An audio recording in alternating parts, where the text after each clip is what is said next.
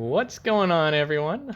My name is Souris. Today we're at the Villager Trading Hall. Since the previous episode, I built a new and improved villager breeder based on a design that somebody made. I forgot their name, but I will link them down below. I also finished the igloo. I didn't have enough snow, so I had to gather some more, but I did in fact finish it. It's been fully completed. The thing I want to focus on for this episode is actually getting together some, automated farms.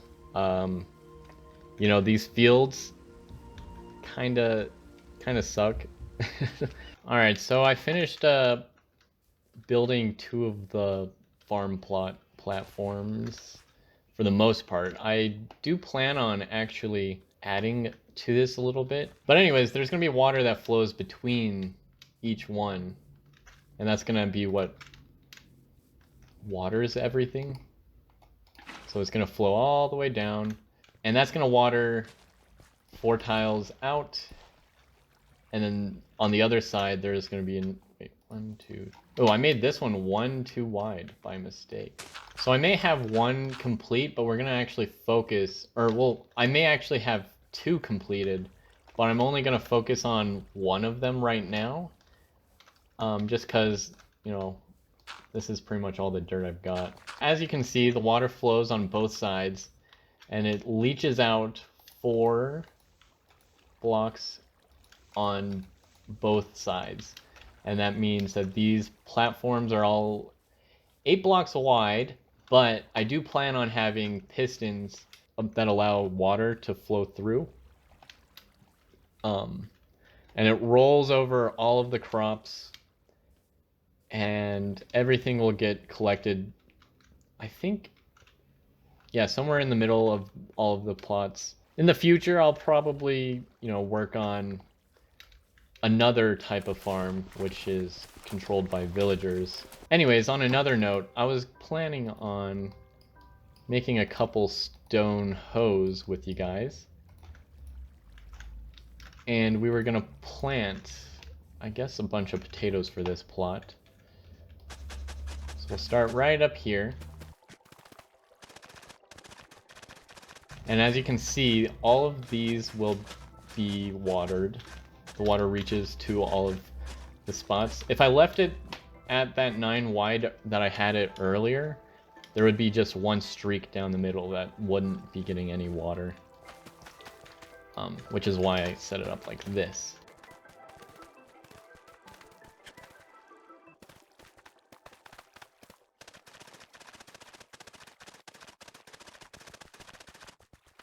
Alright, so as you can see, I've finished building all 4 crop plots, and I finished planting 3 of the 4 crop plots.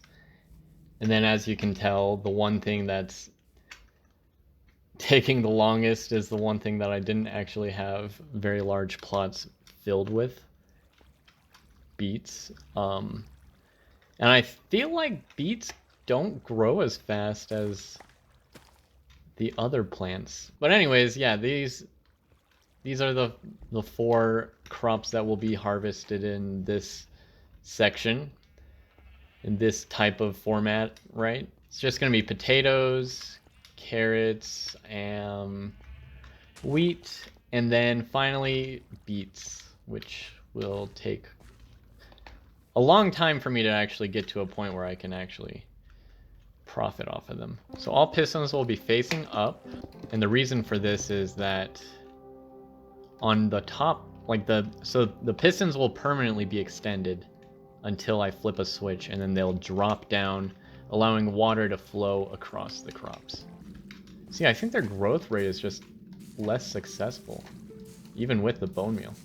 This will block the water from flowing onto the redstone that's going to be powering the pistons, which honestly I think is just going to be a bunch of redstone torches, as goofy as it sounds.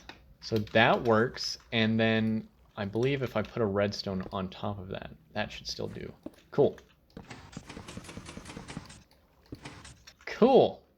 Now we're going to cover all of these with a line of redstone, except for these sections.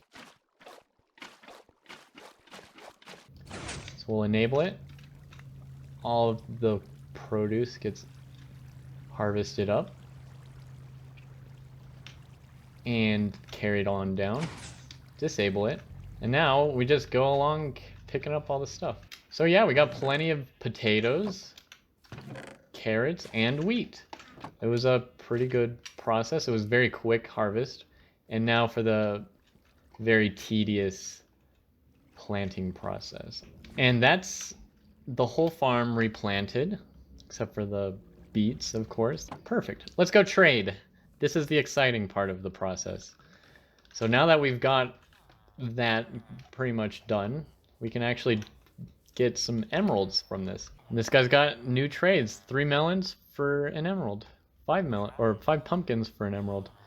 And then even less carrots. So if I had waited, I could have actually made a bit more of a profit. But that's all right. And I believe that's about all we can trade, unless we've got... And just like that, we've got ourselves 34 more emeralds. All right, guys, we finished building the mega crop farm. I even put in a crop catch. Right now, it's kind of built like old school Minecraft farms where you just stand there and pick up the items. There's no hoppers. I have the iron to build one. I didn't want to run all the way back to my base, grab some iron, and then run all the way back, and then just have to come back to the base anyway. So what I did was I just rerouted it, pointed it out so that I can catch all the items at the bottom in one spot and then throw everything into a chest. Makes the whole process a whole lot easier than just me running down a line picking up items, you know? That's just my simple fix for now until I get around to, you know, doing a bit more, of course. So if you find yourself wondering why I'm standing here in the rain at my cobblestone generator, that's because I'm farming for resources. I'm farming for resources for my future project. That's what you would call a melon and pumpkin farm. That's about all I have for you guys. If you've enjoyed this episode, please subscribe. It would really be cool. And I don't know if that even works, but hey, it's just gonna be potatoes, carrots.